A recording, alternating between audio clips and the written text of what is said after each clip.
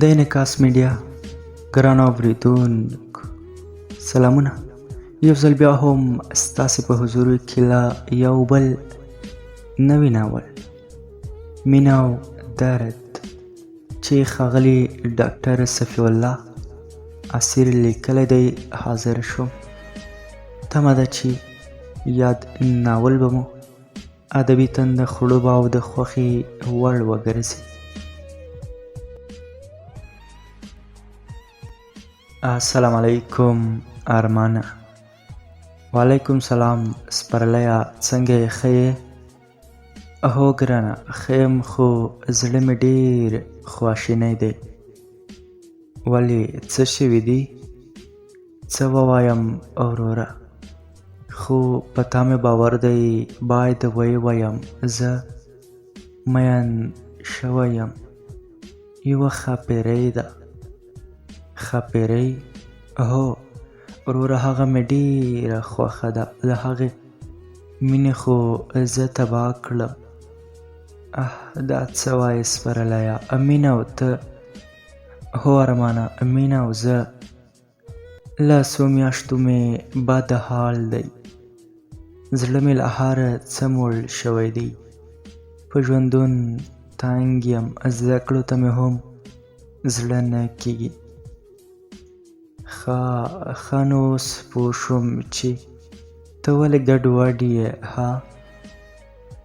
ښه دی چې پوډري شوی نه یې. خانده مه ارمانه، زه ټوکې نه کوم، پوډري به شم او مړ به هم. چوپ شه چې بیا داسې خبرې ونه کړې. ګوره سپرلیه، خپلو زده کړو ته دې پام وکړه. 12 کاله په باد او باران کې به ښوونځي ته تلې او راتلې. اوس ستا په ډاډ زه هم پوهنتون شروع کوم او ته وایې چې نورې زده کړې نه کوم. پوهېږم ارمانه، خو مینه نشم هېرولی. اوهو سپرلیه، ته ولې نه پوهېږې یاره؟ یو ته یې چې زړه مې در باندې ټول دی. زما د ورور په څېر یې. زړه مې یې زما ښه ملګری او زه نه غواړم د بل چا په مینه کې خپل خوږ ورور له لاسه ورکړم. ارمانه وروره، خیر دی، ته خو مې ورور ګڼې که نه؟ لیونیه، دا ته څه وایې؟ هو ولې نه؟ بیا زما لپاره دغه کوچنی کار خو وکړه. کوم کار سپرلیه؟ ته مې مور او پلار راضي که نه چې ښاپېرۍ دو کره په جرګه ولاړ شي؟ سمه ده وروره، چې ته ضد کوې زه هم 2 شرطونه لرم. شرطونه؟ هو شرطونه. ښه ووایه څه شرطونه لرې ته؟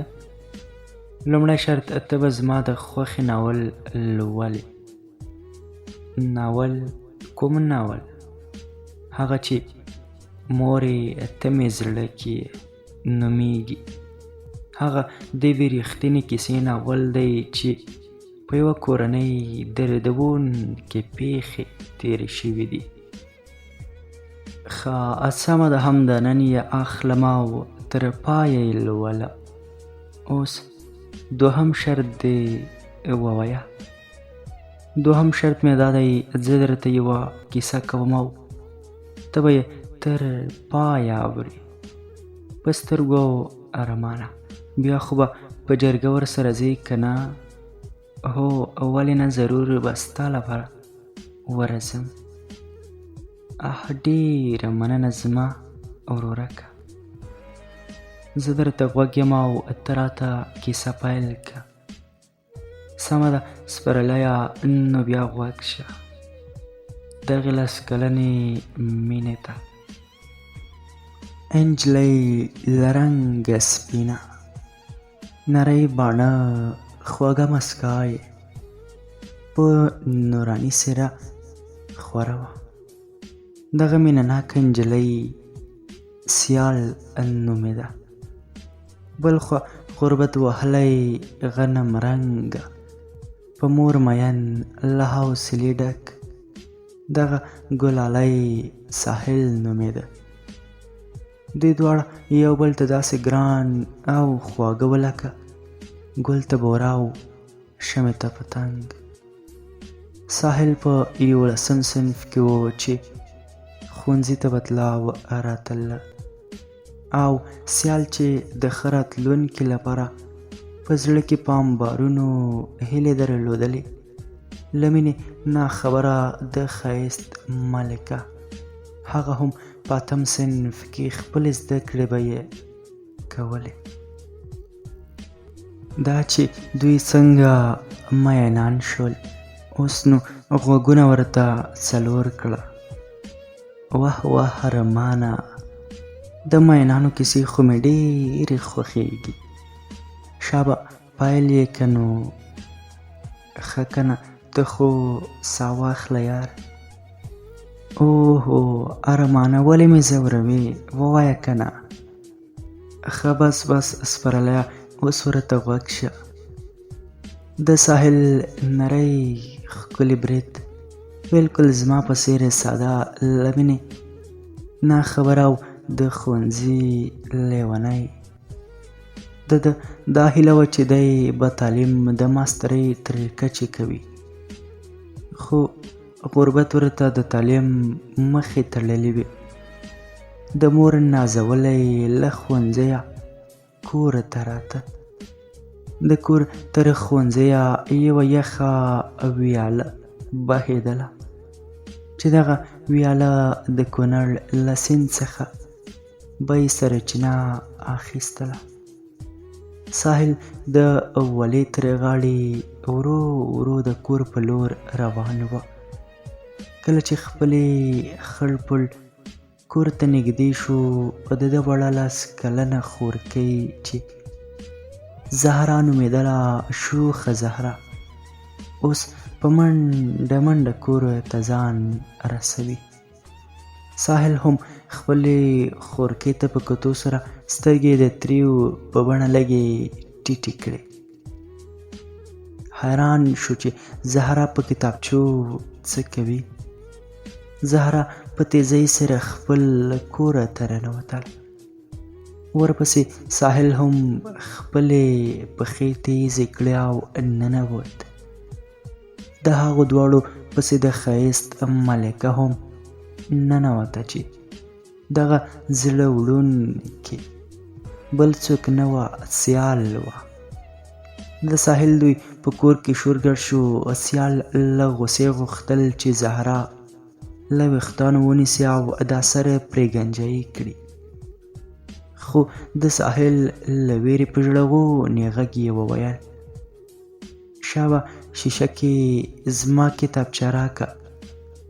ساحل چې د هغې ژړا ولیده ویل: نه نه ژاړه مه، صبر چې ترې واخله. ای خورکۍ هله دلته راشه. زما زهرا اوس به له خلکو کتابچې پټوي. زه نور زه در سره خبرې نه کوم. خو ولې به نه پټوم، ضرور به یې پټوم. ساحل لالا هغې ما ته پیښې کولې. بس زه نور خفه شوم. اوهو ساحل لالا، زما خبره خو واوره. د زهرا په سترګو کې اوښکې ډنډ شوې. ساحل ژر ترې لاس چاپېر کړه او اوښکې ور پاکې کړې.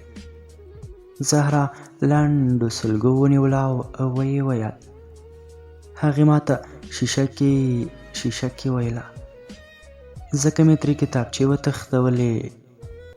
ښه نو دا خبره وه. هو قند لالا. ای خوږې، دا قند لالا دې ما ته وویل. نور نو چا ته ووایم؟ ته ما ته مه خفه کېږه، ما ته له ځانه هم ګران یې. خلک وایي قند خوږ وي، ما ته خو زما ورور خوږ دی، نور درته قند لالا وایم. اوه زما خوږې، تا دومره ښکلې خبرې له کومه زده کړي؟ ها، راشه چې ښکل دې کړم.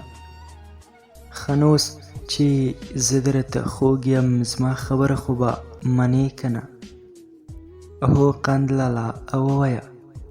د هغې نجلۍ کتابچې بیرته ورکه.